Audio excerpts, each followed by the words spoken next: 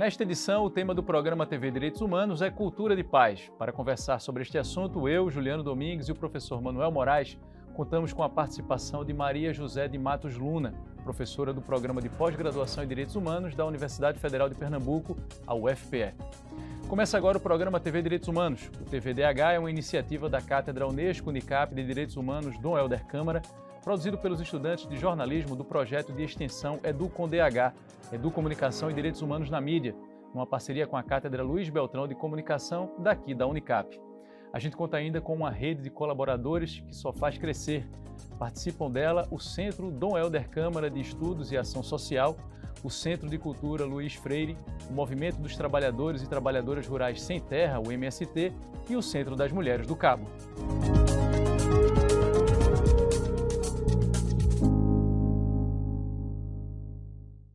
A cultura de paz faz parte da agenda da Organização das Nações Unidas, a ONU, desde o final dos anos 1990 e início dos anos 2000.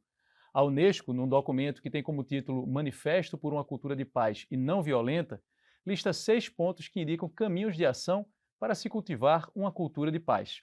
São eles: respeitar a vida, rejeitar a violência, ser generoso, ouvir para compreender, preservar o planeta e redescobrir a solidariedade. Esses pontos podem ser resumidos em comportamentos que recorrem ao diálogo e à mediação para a resolução de conflitos, ao mesmo tempo em que se respeitam os diferentes modos de pensar e de agir. Professor Manuel Moraes, a gente agradece, a presença da senhora aqui conosco no programa e já coloca a primeira pergunta aqui para vocês. O quanto o atual momento pelo qual o Brasil e o mundo passa é um convite a redescobrir essas orientações e cultivar ainda mais a cultura de paz. Seja muito bem-vindo, obrigado pela participação. Muito obrigada a vocês pelo convite, é um prazer enorme estar aqui, junto com o Manuel, junto com você, Juliano, principalmente sabendo que se trata de um projeto de extensão, porque aí ele chega a todos os estudantes, ou a maior parte dos estudantes. Então isso é muito importante, inserir os estudantes na problemática que nós temos da cultura de paz. E aí quando eu falo em cultura de paz, eu penso logo em fazer uma pequena distinção entre cultura de paz e educação para a paz. Porque quando a gente pensa em cultura de paz, a gente pensa nas pessoas, a gente pensa em emoções e a gente pensa numa reflexão crítica.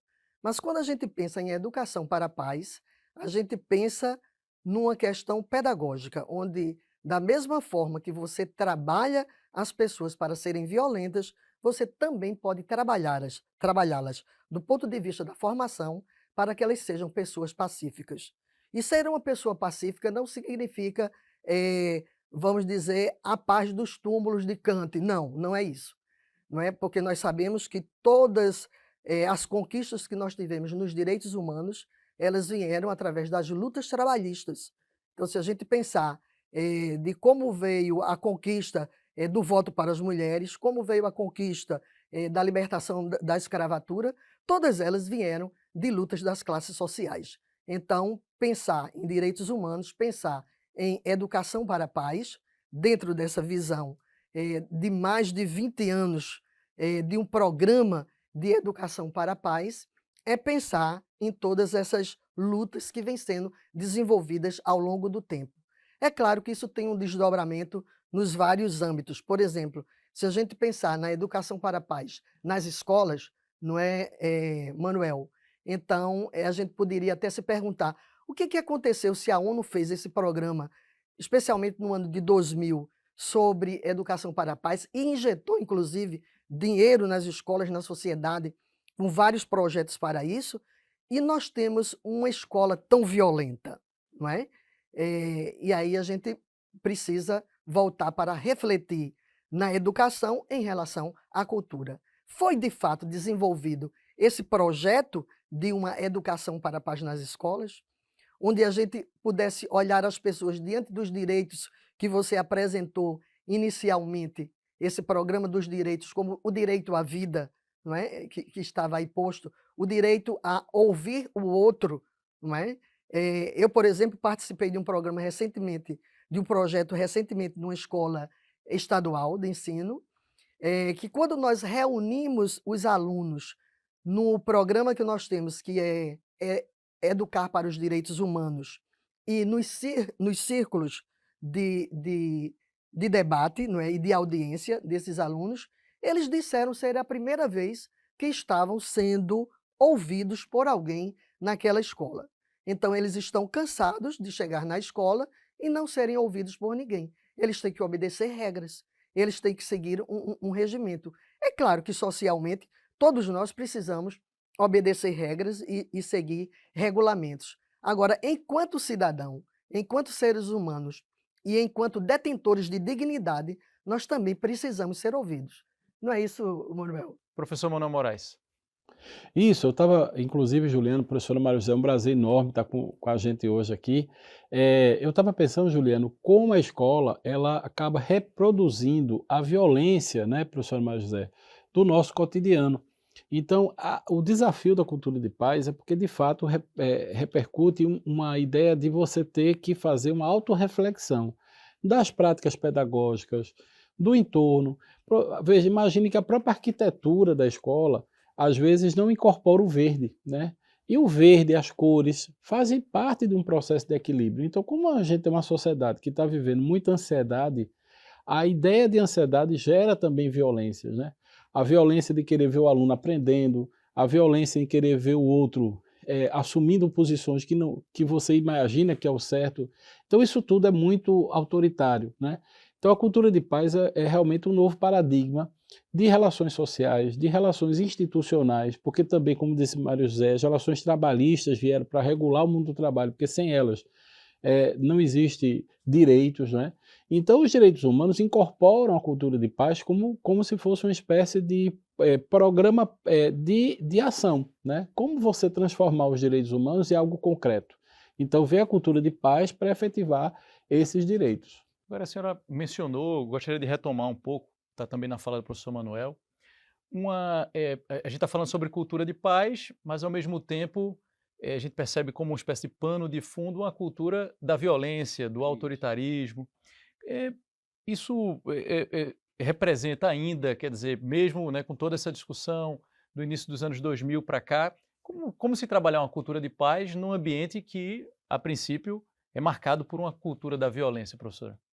Então, trabalhar uma cultura de paz através de uma educação para a paz, trazendo valores, trazendo princípios, porque princípios eles não mudam. Mas se você tem princípios, princípios éticos, morais, religiosos, seja de que natureza for, mas que estão relacionados ao contexto social, respeitando, não é, mutuamente esses vários princípios, né? Porque uma das discussões, por exemplo, algo que é motivo de conflito nas escolas, vou voltar para a escola, se vocês acharem que eu estou falando muito sobre as escolas, a gente muda para outro Não, a gente, ambiente. como vamos ter outros blocos, a gente vai desenvolver mais. Mas quando a gente pensa nas escolas, por exemplo, a questão religiosa ela é motivo de conflito. E principalmente quando nós tivemos no nosso governo anterior uma predominância, vamos dizer, de um certo contexto religioso ou opção religiosa sobre outras. Então, isso foi motivou, não é, relações de conflitos dentro da escola. Relações de conflitos da escola existem também por conta das relações de poder normalmente existentes na sociedade. Então, os alunos das escolas públicas, eles querem ter a mesma coisa que os alunos das escolas particulares têm.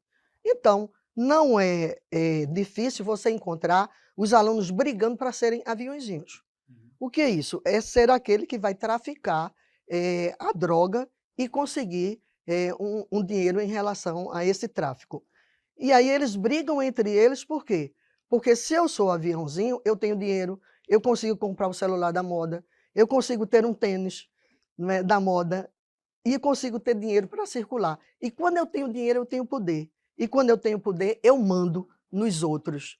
Então, há uma concorrência interna dentro das escolas públicas em relação a isso. Aí você pode dizer, mas Marisé, a droga está em todas as escolas? Está. A droga está não somente nas escolas públicas, mas também nas escolas privadas. Agora, eu falei nas escolas públicas porque existe esta disputa, porque na escola particular o aluno tem como comprar a droga, ele é o comprador. E na escola pública, ele é o que oferta a droga. E nós sabemos quais são as consequências que a droga traz para a sociedade. Agora, entre eles, fazer com que isso gere este conflito e esta violência está relacionada às condições sociais que nós temos. Porque nós não podemos acreditar numa educação para a paz e numa cultura de paz diante de tanta injustiça social. No próximo bloco, a reportagem de Luiz de Castro fala sobre como a paz pode ser cultivada no dia a dia, do ambiente escolar ao trânsito, passando pelas relações interpessoais. É daqui a pouco.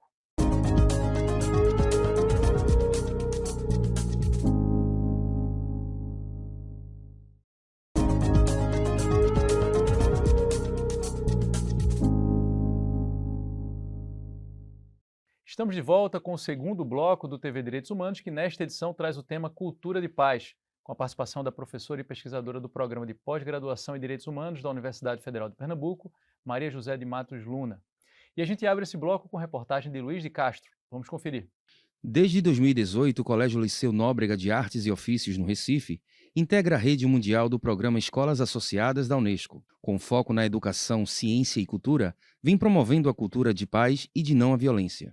De acordo com o relatório Extremismo de Direita entre Adolescentes e Jovens do Brasil, divulgado em 2022, nos últimos 20 anos, ocorreram 16 ataques em ambientes escolares no país.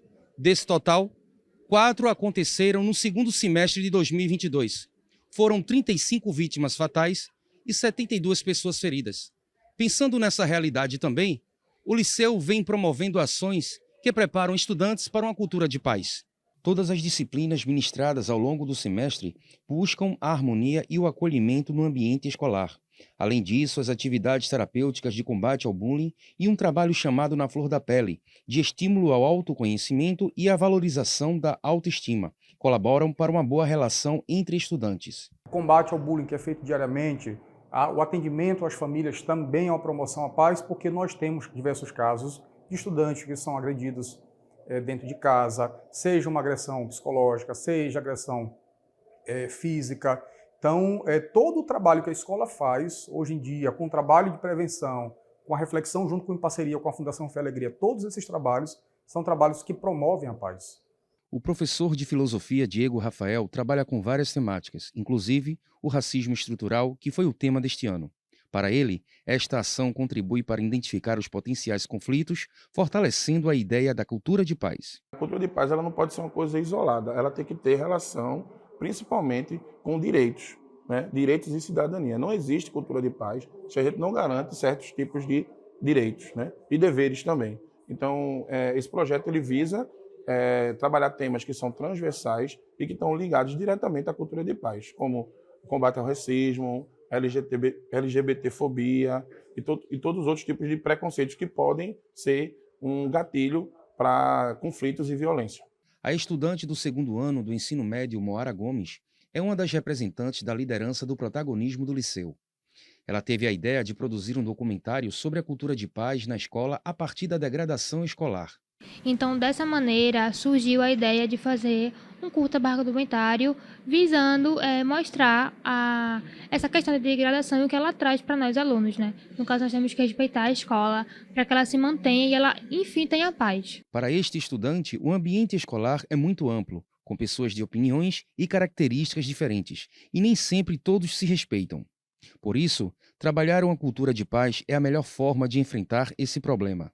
Sempre vai haver, né, episódio de racismo, violência. Eu acho que todo mundo já viu, já participou. Eu mesmo já vi, né, brigas, situação de racismo. Infelizmente é algo que acontece e a cultura de paz, quando está trabalhada da maneira correta, inibe, né, essa situação está acontecendo. Então vamos continuar aqui a partir dessa perspectiva da cultura de paz, como o próprio nome diz, quer dizer, que se dissemina por diversos ambientes, né, esse de interação social. A gente começou com a escola, mas a ideia é a gente também pensar a partir de outros ambientes. Mas antes eu queria fazer uma pergunta. No primeiro bloco, a gente acabou falando muito de escola. Por que quando a gente fala em cultura de paz, naturalmente vocês trazem a escola como uma variável relevante? Primeiro, professor Manuel Moraes. Para mim, porque a escola é o espaço constitutivo do cidadão, né? Da cidadã que está se constituindo pessoa, né? Então, o grande berçário da democracia são as escolas, né? As universidades. Então, quando nós, enquanto equipamento de ensino, né, que deve pensar e pressupor reflexão, não conseguimos repensar a nossa maneira de agir, fica muito difícil, né, imaginar que em outros espaços que não têm essa mesma missão, inclusive, né, elas consigam alcançar esse objetivo, né? Então a educação é chave nesse processo. Professora, por que escola? Ainda porque é na escola onde o aluno passa a maior parte do seu tempo. Por exemplo, voltando àquele nosso projeto de uma escola particular, uma escola pública, os alunos diziam no 9º ano: o que é que eu vou fazer quando eu sair daqui? Emprego não tem. Moramos em casas muito pequenas onde não temos condições de passar o dia. Precisamos passar o dia na rua, porque em casa, às vezes, o pai é alcoólatra, ou dependente, não é, de drogas, usuários de drogas, e existe em casa um contexto completamente nefasto à presença desse adolescente, ou desse jovem, ou até dessa criança. Então, eles passam a maior parte do tempo na escola. As escolas agora, mesmo as escolas de ensino fundamental, elas são escolas integrais, onde os alunos, na primeira parte do tempo, têm os conteúdos específicos e, na segunda parte, têm a complementação das suas várias deficiências. E deveria servir a escola para tudo isso. Então, nesse sentido, a escola é importante porque ela vai fazer com que o aluno absorva não somente um conteúdo de formação, mas também um conteúdo de formação de cidadania. E aí ela tem a oportunidade de trazer a discussão de toda essa questão da violência. Por outro lado, como é o lugar onde se passa a maior parte do tempo, a violência está presente. E a violência aflora entre eles próprios, né, entre os estudantes e a direção, e entre os professores, os docentes em si. O professor Manuel Moraes, a gente falou, foi mencionado já no bloco anterior, o aspecto histórico, né? Assim, um histórico de desigualdades, o quanto isso está associado a uma cultura da violência e não a uma cultura de paz.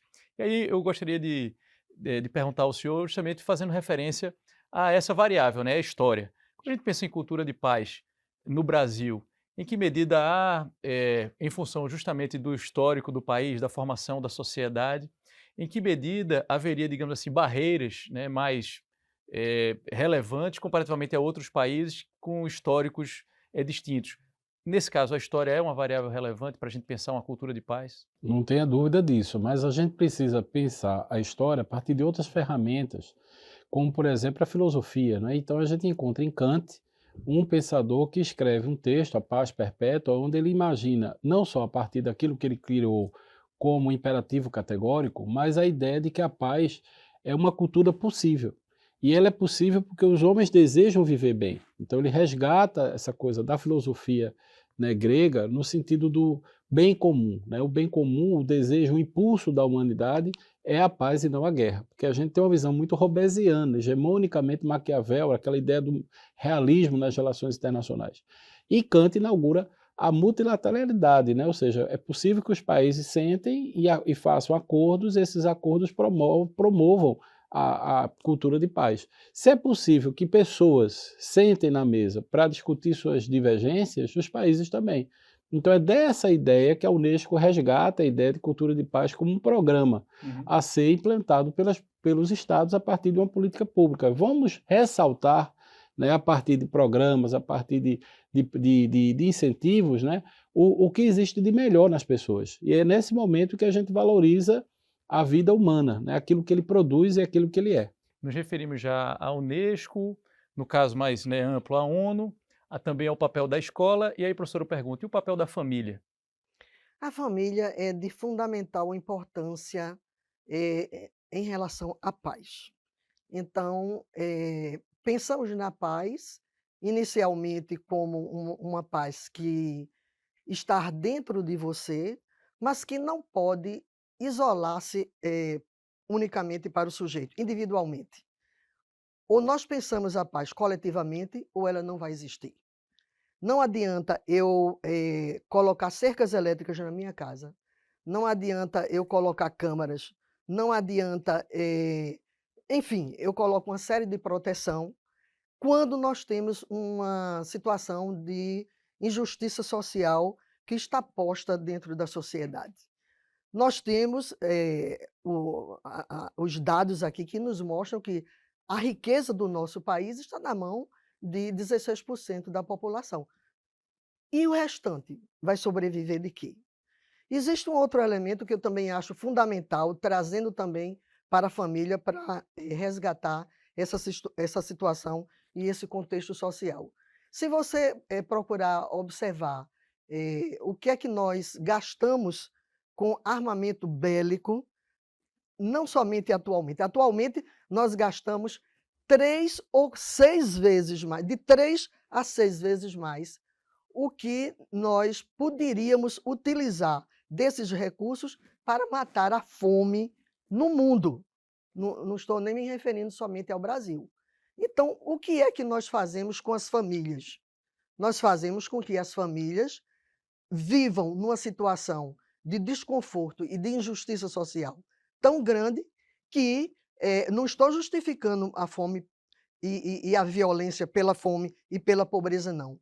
Mas estou dizendo que, como dizem alguns autores, por exemplo, a autora Kay Pranes, que esteve conosco recentemente, ela nos disse que a humilhação é um caminho para a violência. Então, imagine um pai de família que... Quantos pais de família desempregados nós temos na atualidade? Mais de 33 milhões de pais de família, de pessoas desempregadas.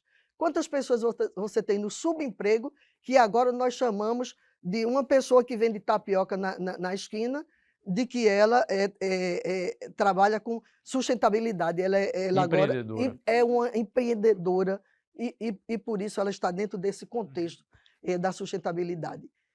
Quando essa pessoa, para poder fazer isso, ela esteve distante dos seus filhos, da formação deles. Num ambiente absolutamente precarizado. Precarizado, né? Durante basicamente o dia todo, todos os dias, para poder levar a alimentação para casa. Então, se você pensa nesse contexto dessa família, quando não é aquela família cujo pai já abandonou a sua família porque não tem condições, então ele sai de casa e ele vai ser morador de rua porque ele não consegue sustentar a sua família, ou ele vai embora de um estado para outro, que isso para nós já é histórico, procurando um lugar onde ele possa se autossustentar. Só que depois que ele se autossustenta, ele não volta para resgatar essa sua família. Ele constitui uma segunda família no lugar onde ele está, e essa família fica sob o peso da maternidade, da mãe, que se tornam então as pessoas que vão dar conta desses familiares. No próximo bloco tem o quadro Fala Povo. Alex Souza perguntou: você acha que as redes sociais são um ambiente de paz ou não? Por quê? É daqui a pouco.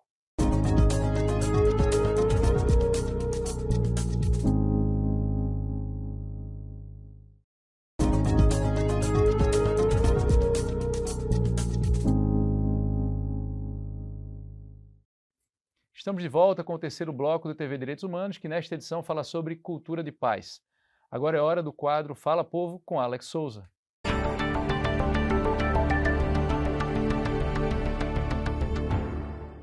Cultivar uma cultura de paz nas redes sociais é um desafio urgente e necessário.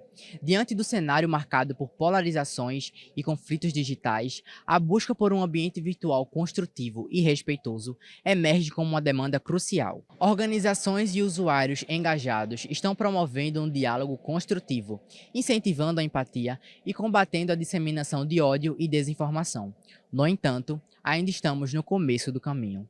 No Fala Povo de hoje, o TVDH foi às ruas para saber: você acha que as redes sociais são um ambiente de paz ou não? Por quê? Nossa geração que vivemos hoje, ela está sofrendo muito de um problema psicológico, um problema de aceitação, de ouvir o outro lado. E acho que isso se espelha muito na internet e nas redes sociais. As pessoas acabam espalhando muito ódio, falando muita coisa que não tem coragem de falar cara a cara, por conta da proteção das redes sociais. E eu acho que isso acaba alimentando justamente a sua pergunta. Não criando um ambiente de paz, não criando um ambiente de socialização, que é como deveria, e perdendo o conceito principal da rede social e da internet, que é a conexão entre as pessoas. Eu não acho que seja um ambiente de paz, eu acho que deveria ser um espaço onde a gente compartilha informações, conversa com os amigos, mas infelizmente com a proliferação dessa do compartilhamento da vida pessoal, de discurso de ódio, da banalização de dores e de questões sociais que são muito graves, né, se torna um ambiente muito tóxico para as pessoas que estão lá. Eu acho que atualmente as redes sociais não são um ambiente de paz, porque eu acho que as pessoas utilizam as redes sociais de maneira errada. Eu acho que as pessoas utilizam muito ali para jogar o ódio uma na outra, desavença, criar conteúdos que não são muito legais. Então eu acho que as redes sociais elas tinham um potencial muito grande, serem ferramentas muito boas para o dia a dia dos seres humanos e tudo mais, mas infelizmente a realidade é outra. Vamos continuar então a falar sobre cultura de paz ou não nesse ambiente, sobretudo das redes sociais digitais agora, né? A gente sabe, há evidências, né, que demonstram isso, que as redes sociais digitais funcionam muito a partir da lógica do conflito, ou seja, que o que gera mais engajamento, ou seja, o envolvimento das pessoas, né, a replicar determinadas publicações, ou curtir, ou enviar para outras pessoas, é o conflito. Então o conflito acaba movendo, digamos assim, o modelo de negócios das redes sociais digitais. Então eu pergunto ao professor Manuel Moraes, de que maneira o senhor enxerga, né, essa lógica de funcionamento das redes sociais digitais nesse contexto mais amplo, né, da busca de uma cultura de paz?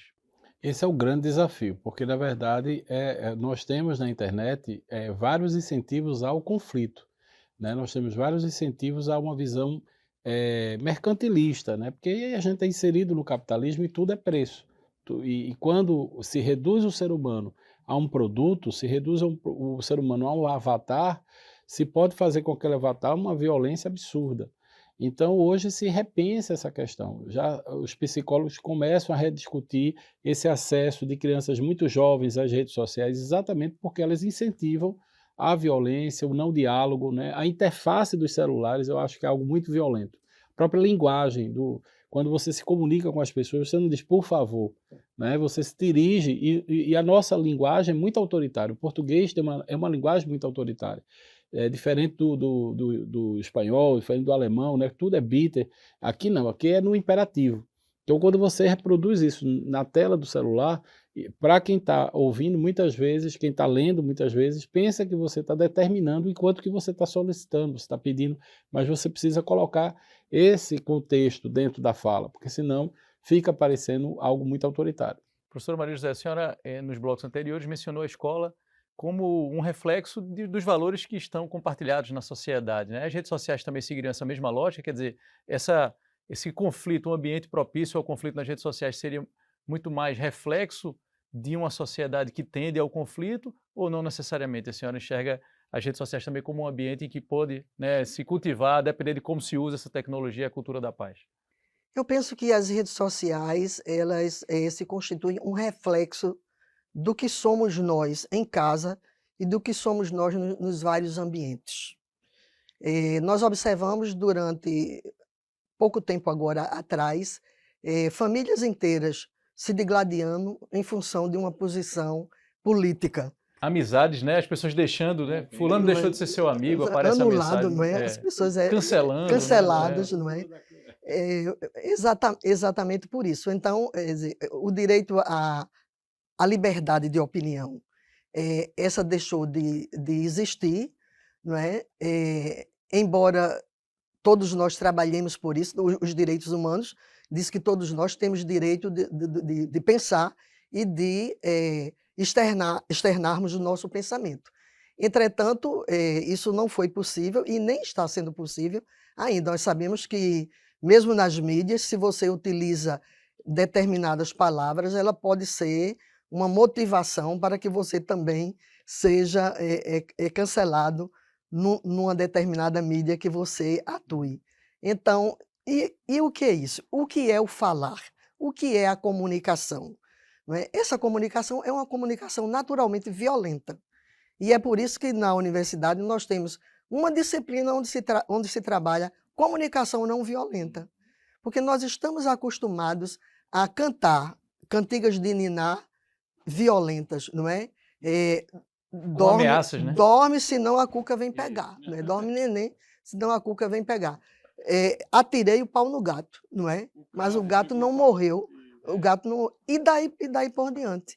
E aí a escola é o reflexo também desse autoritarismo que nós temos muitas vezes, que já vem de casa, que está na escola e que depois se reflete no mundo do trabalho. Agora, Eu mando e você obedece. A gente chegou, não foi, professor Manuel, a conversar aqui em outro programa, inclusive convido quem está assistindo a gente a procurar esse programa, né, professor Manuel, com a professora Veronique Donarra, que falamos sobre o uso, né, das tecnologias.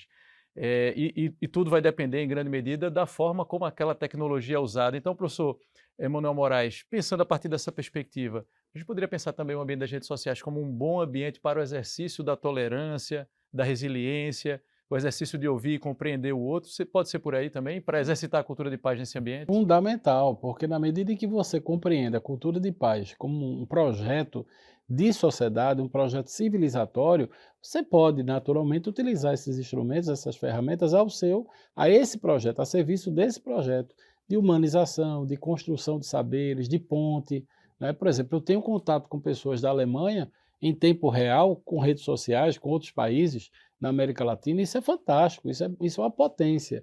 A grande questão é como saber utilizar isso, como poder, por exemplo, passar conteúdos que edificam, né? Para que eu vou passar imagens de pessoas?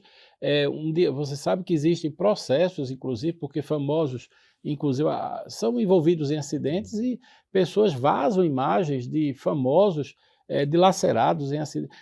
Veja, qual o interesse de uma pessoa passar o corpo dilacerado de alguém famoso para uma rede social? Como é que alguém capta isso? Como é que alguém passa isso adiante, né? Quer dizer, isso já é uma coisa da violência. Quer dizer, se a pessoa tivesse um mínimo de respeito à vida, à dignidade do corpo, inclusive penalmente, o corpo tem que ser protegido, né? O corpo da pessoa é fundamental, é uma questão realmente de ética e de civilização, né? No próximo bloco tem o quadro Educar para os Direitos Humanos. É quando os nossos convidados respondem uma pergunta feita por você que acompanha o programa. A gente volta daqui a pouco.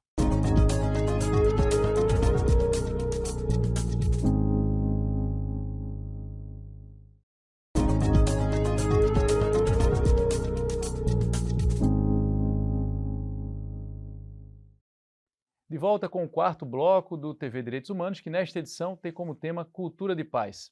Agora, a nossa convidada, Maria José de Matos Luna, e o professor pesquisador Manuel Moraes respondem uma pergunta enviada por quem acompanha o nosso programa. É a hora do quadro Educar para os Direitos Humanos, com a repórter Sofia Gueiros.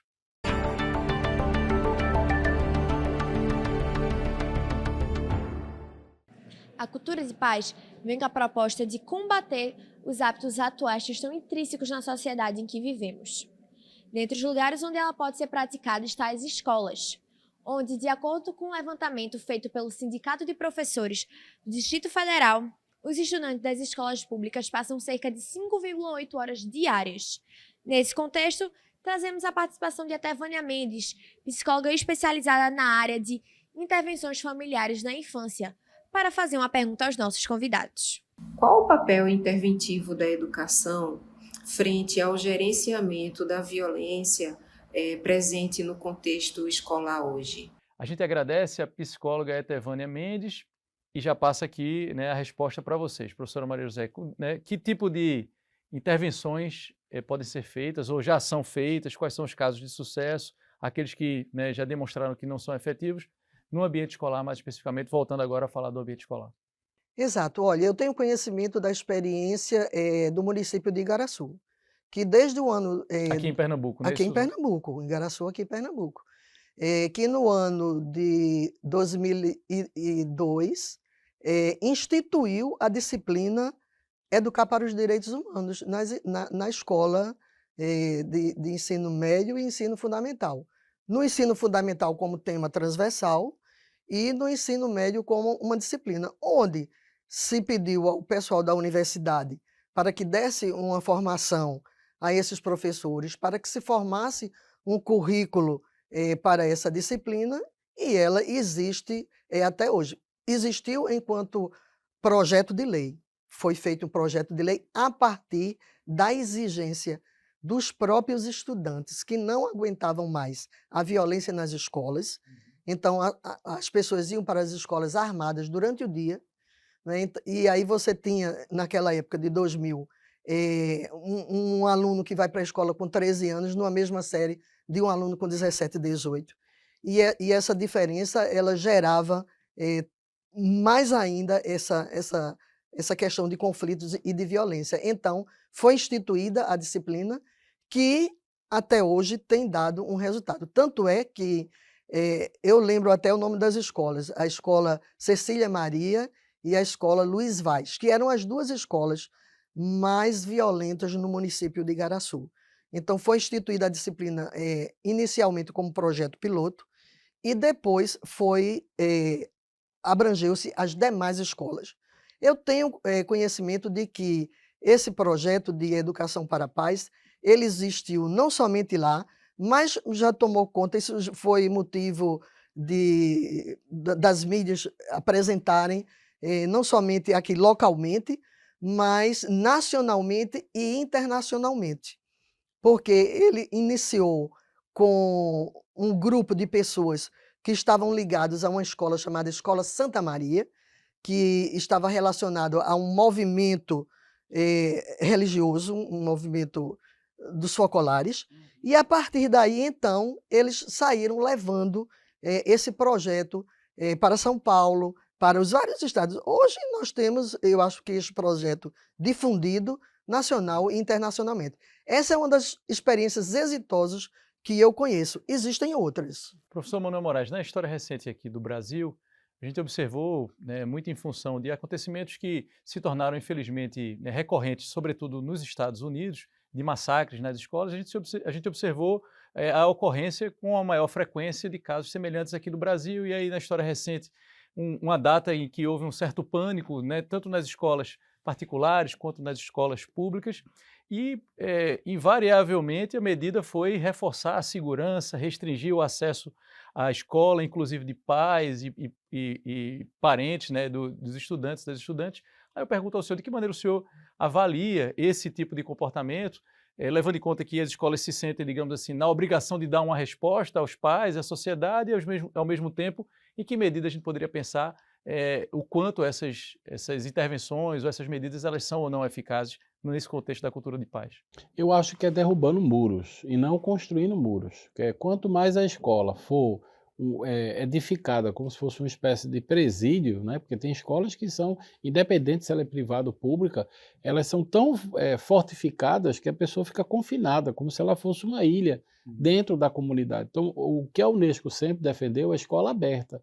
É a escola que dialoga com a comunidade, que interage com a comunidade, e ali vira um espaço de bem público, né? Então, quando a comunidade, quando a sociedade, os pais, as crianças interagem, é possível identificar, e é necessário que se identifique adoecimentos, situações de fora da curva, situações que de fato precisam ser estudados. Então, isso é um desafio global, esse fenômeno do outsider, daquele aluno que sai de fora da curva e começa a ter um delírio neonazista, né? Embora que no contexto brasileiro isso se perpetuou com o aumento de núcleos neonazistas, né?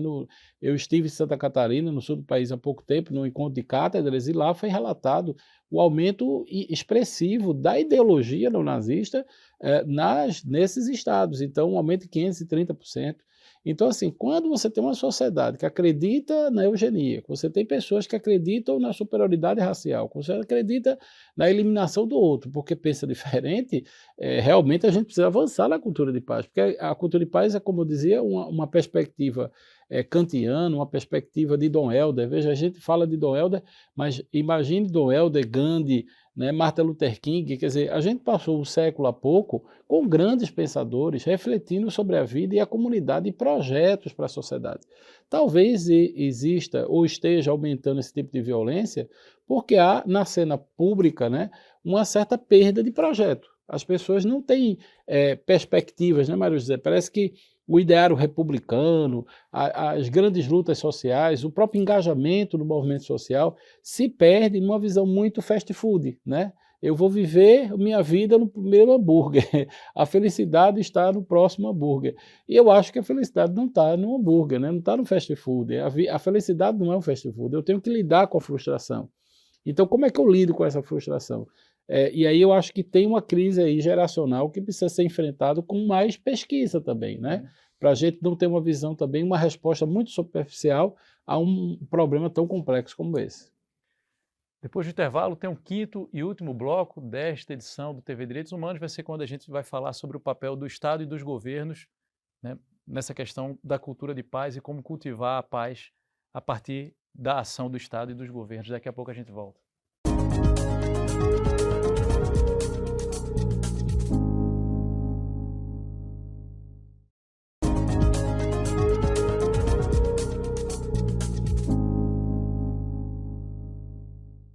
Chegamos ao quinto e último bloco do programa TV Direitos Humanos, que nesta edição fala sobre cultura de paz. Vamos agora falar sobre o papel do Estado. Vou começar pelo professor Manuel, depois pela professora Maria José. A gente falou aqui, né, sobre diversas instituições e indiretamente acabamos falando sobre o Estado, quando a gente falou sobre segurança pública, o papel da escola. Mas eu gostaria, professor Manuel, de ouvir de vocês agora a respeito do papel dos governos e dos governantes, porque a gente sabe também, há evidências nesse sentido, que a depender do discurso e das ações dos governantes, isso influencia também o comportamento, né, do cidadão e da cidadã. E aí, professor Manuel, pergunto ao senhor, qual o papel dos governos, partindo da premissa de que bons governos são aqueles que oferecem uma qualidade de vida, né, digna para o cidadão e a cidadã?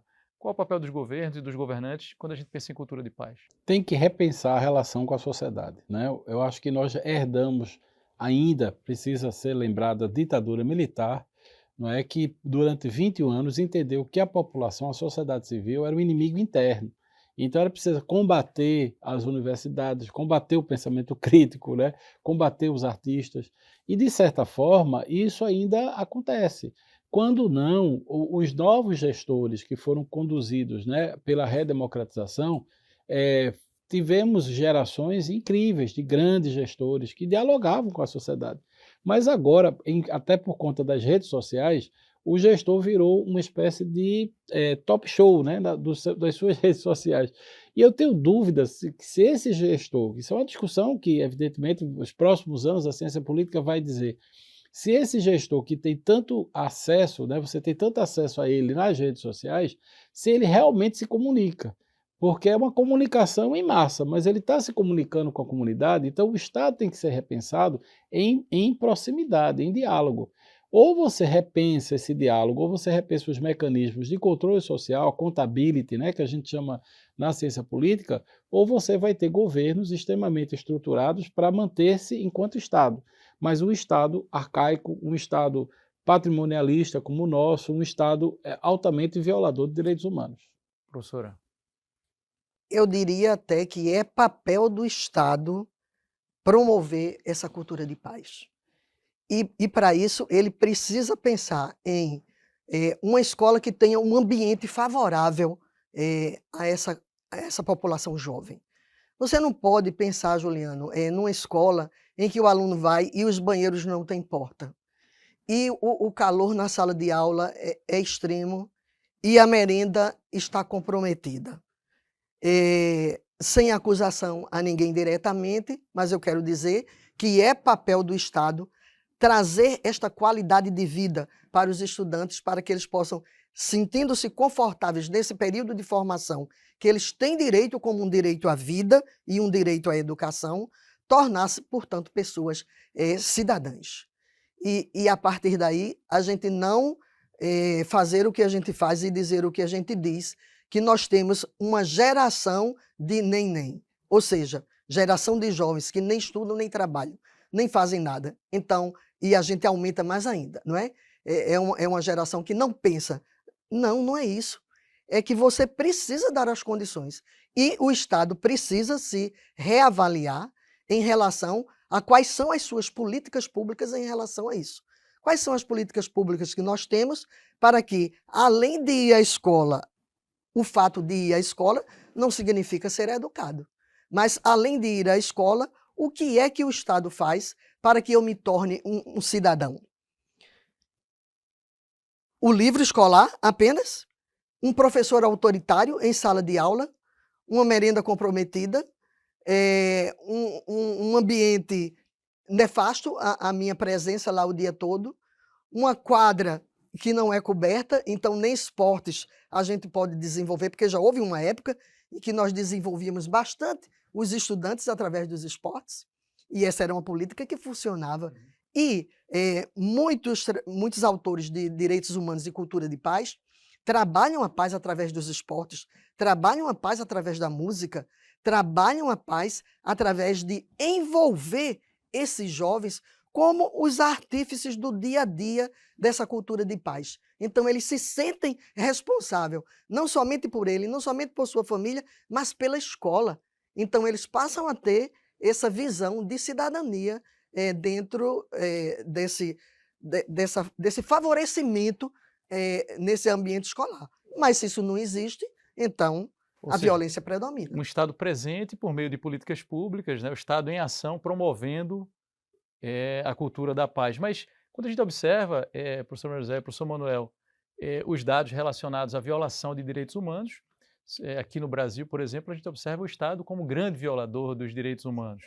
E aí eu pergunto, né, para a gente encerrar, é possível, Manuel, que avaliação, né, vocês fazem, pensando também numa perspectiva aqui no horizonte, né, uma perspectiva de futuro, né, colocando a discussão numa perspectiva histórica, que avaliação vocês fazem sobre o papel do Estado e as iniciativas do Estado no sentido de promotor de cultura da paz e não se restringindo quase que exclusivamente a interações que, no mais das vezes, são hostis ou violentas quando se relaciona com o cidadão e com a cidadã. Esse recorte histórico, professor Manuel, né, pegando aqui nos últimos 20 anos, já que a gente começou falando no final dos anos 90, início dos anos 2000, é possível ser otimista, professor Manuel? A professora Maria José colocou a agenda constitucional. A agenda constitucional do artigo 6º da Constituição é uma agenda de direitos, portanto, de presença de políticas públicas, como você disse. Mas nos últimos, sei lá, 8 anos para trás, a gente tem vivido no Brasil a implantação de uma política neoliberal. Então o Estado tem se ausentado, veja, da educação, que é o que Maria José tanto bate, da qualidade. Não há, existem vários municípios no Brasil que não pagam o teto da educação, quer dizer, o teto, que é o fundamental para o professor ter a qualidade para comprar um livro, inclusive sobre cultura de paz. Então, quando você não paga o salário do enfermeiro, você não paga o básico para um professor, você não tem um investimento em educação, você não tem um incentivo na reflexão, na cultura, né? Então, de fato, o que sobra é investimento na segurança pública, ou seja, você não trabalha a cidadania, mas você trabalha a repressão. Então, o que a gente precisa mudar é essa agenda, sair da agenda neoliberal e entrar na agenda constitucional de direitos. A senhora se considera otimista, professora? Eu me considero otimista no sentido de que a ciência tem avançado, os estudos estão aqui e a universidade tem colocado a justiça restaurativa e os círculos restaurativos dentro da escola como uma possibilidade de os alunos se autoafirmarem, se não pelas políticas públicas, por si próprios. Então, nesse sentido, eu me considero otimista, porque se a gente for esperar realmente, somente olhar historicamente esses 20 anos que você pontuou para uma cultura de paz, nós não vemos grandes avanços. E aí nós sabemos que há também uma mania de nós imitarmos os modelos. A comunicação é muito boa, não é? Mas quando se sabe que se coloca um determinado bem ou um determinado mal em relevância, há uma tendência a se imitar. Então, eu vejo que aconteceu em Santa Catarina um determinado incidente onde um estudante entrou armado e matou o professor que não gostava, né? Enfim, cometeu crimes na escola. Então, há uma tendência a se imitar o bem ou a se imitar o mal.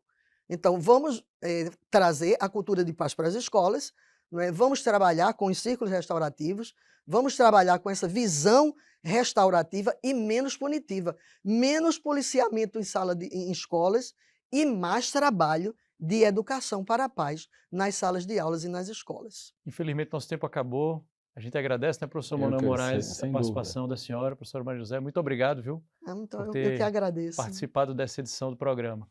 O TVDH é um projeto da Cátedra Unesco Unicap de Direitos Humanos do Helder Câmara, produzido pelos estudantes de jornalismo do projeto de extensão EduComDH, Educomunicação e Direitos Humanos na Mídia, numa parceria com a Cátedra Luiz Beltrão de Comunicação, o Centro Dom Helder Câmara de Estudos e Ação Social, o Movimento dos Trabalhadores e Trabalhadoras Rurais Sem Terra, o MST, o Centro de Cultura Luiz Freire e o Centro das Mulheres do Cabo. Acompanhe a gente nas redes sociais e participe nos enviando sugestão de temas para serem abordados aqui no programa. Estamos no Instagram e também no YouTube. Até a próxima!